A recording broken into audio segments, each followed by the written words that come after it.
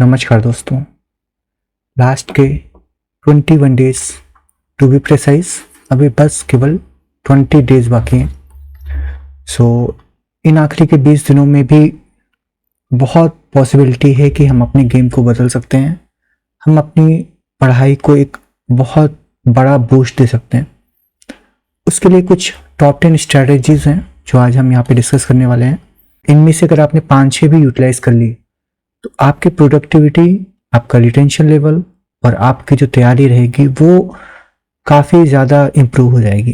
तो अगर मैं बोलूँ कि आपको ये इमेज बनानी है, अब इमेज बनाने के लिए मेन इंपॉर्टेंट चीज़ क्या होती है, आप यहाँ पे देखेंगे कि फेस भी थोड़ा थोड़ा सा रिजेंबल हो रहा है कि ये किससे मिलता है, करेक्ट।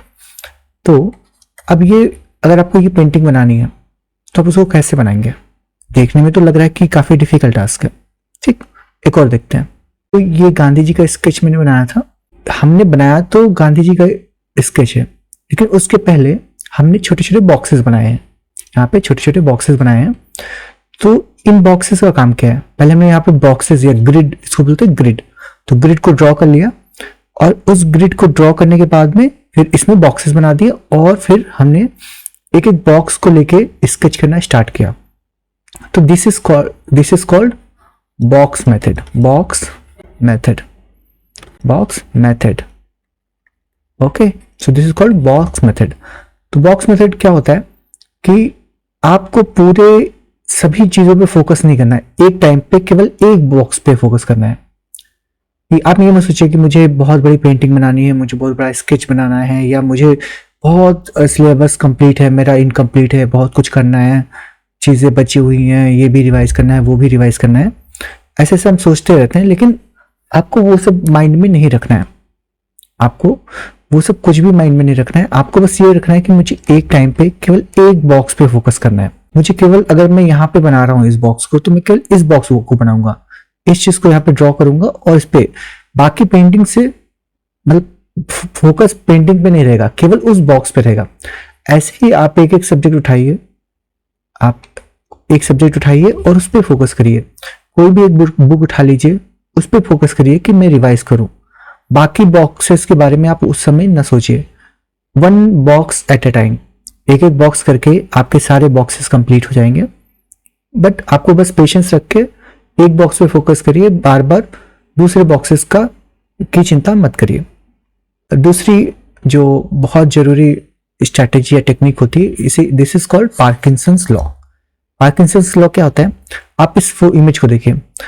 अगर आपके पास खाली 2 घंटे हैं तो ये कर्व इस तरह का हो जाएगा। ये जो काम है, सेम अमाउंट ऑफ वर्क इस तरह से स्प्रेड होगा। 2 घंटे में ही एफर्ट अपने आप ही बढ़ जाते हैं।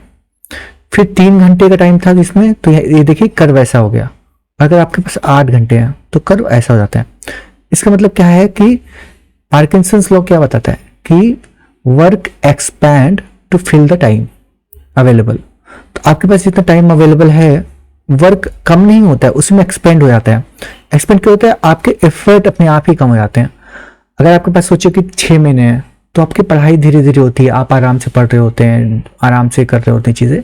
जब आपको पता होता है कि खाली आपका 2 दिन बाद एग्जाम है, आपको पता है कि 2 दिन बाद एग्जाम है, तो 2 दिन बाद एग्जाम में ये वाली सिचुएशन आ जाती है।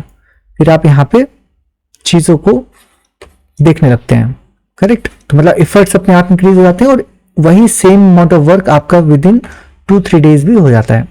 तो this is called Parkinson's law. तो अगर आप टाइम स्लॉट कम रखिए, टाइम कम है कोई बात नहीं, काम हो सकता है, एफर्ट आपको थोड़ा सा इंक्रीज करने पड़ेंगे और प्रेशर थोड़ा सा आर्टिफिशियली क्रिएट करना पड़ेगा। Next technique is called Pareto principle.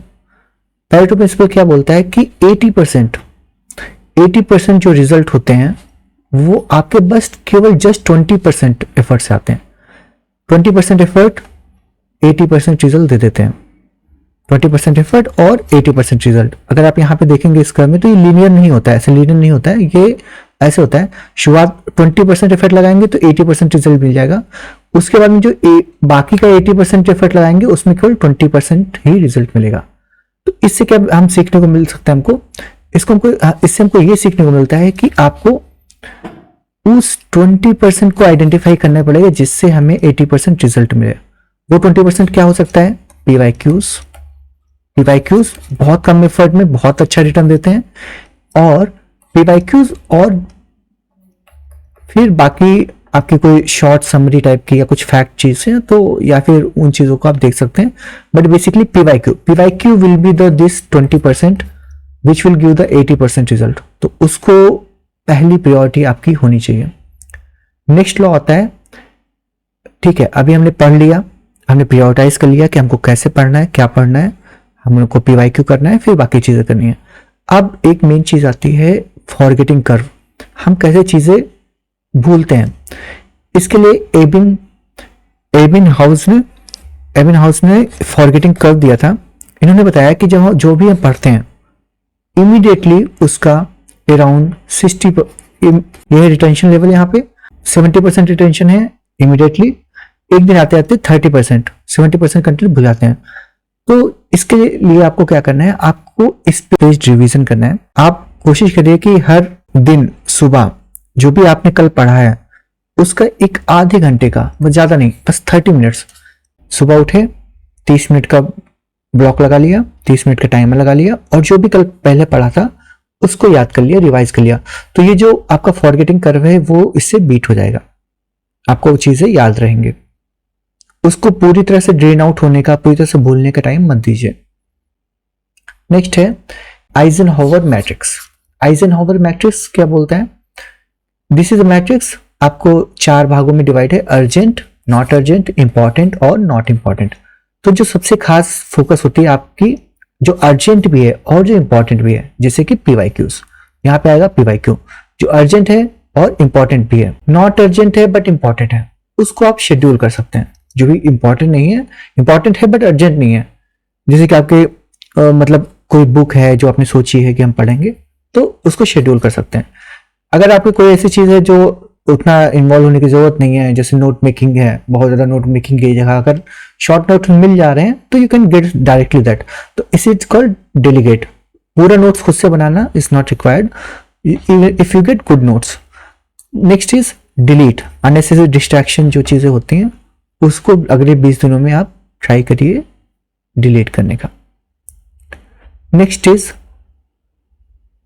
Kaizen process, छठा जो है दैट इज काइजन।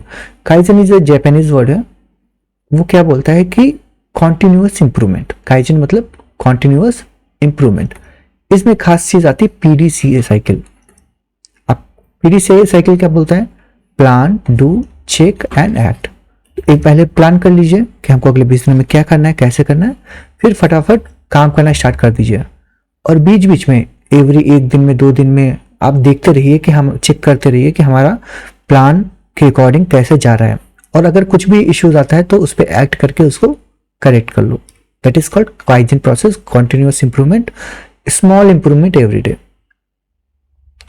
नेक्स्ट आता है इसमें very very important, eat the frog. ये बुक बहुत पॉपुलर है, ब्रायन ट्रेसी ने लिखा है इस बुक को, eat the frog. It is one of the best seller.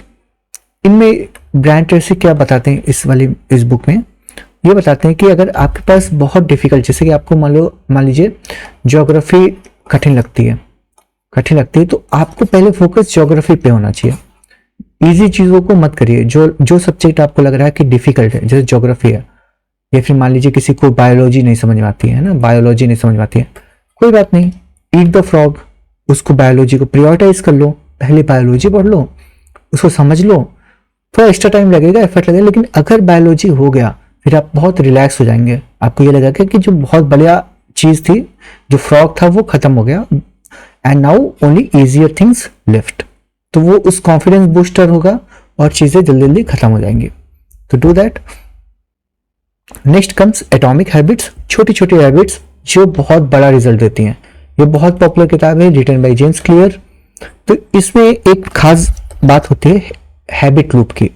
Habit loop में जेम्स क्लियर क्या बताते हैं कि हैबिट कैसे फॉर्म होती है, क्यों, मतलब कि trigger. So first thing is trigger, कैसे कोई हैबिट या कोई एक्शन कैसे ट्रिगर होता है, फिर ट्रिगर से होता है, फिर क्रेविंग होती है, फिर रिस्पॉन्स होता है और रिवार्ड होता है। तो आपको ये पॉजिटिव भी है, निगेटिव भी है। जैसे फोन है, आप अगर सामने रखेंगे तो ट्रिगर होगा, फिर डिजायर होगा, फिर आप उससे देखने लगेंगे रील्स, और फिर टाइम वेस्ट होगा।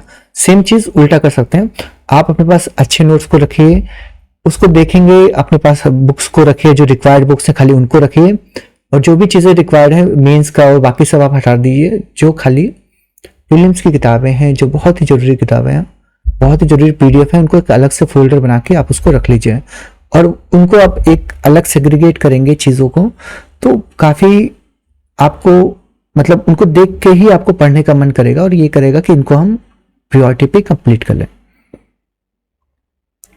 नेक्स्ट वेरी इंपॉर्टेंट चीज इज पोमोडोरो टेक्निक। हमको पता है कि human brain we cannot focus for long time at a time, one stretch में एक से बहुत लंबे टाइम तक नहीं कर सकते। पोमोडोरो तो वैसे 25 मिनट्स, 5 मिनट्स ब्रेक, फिर 50 मिनट का आपने काम किया, 10 मिनट का ब्रेक लिया। सिंस आपका एग्जाम 2 घंटे का है, तो यहाँ पे क्या रिकमेंडेड रहेगा कि आप 2 घंटे का 2 आवर्स का पोमोडोरो लगाइए, और 2 घंटे कोशिश करिए माइंड को पूरा फोकस करने का। उसके बाद में आप 15-20 मिनट या 30 मिनट्स का ब्रेक भी ले सकते हैं। तो ऐसे करके 2-2 घंटे के सेशन लगाइए।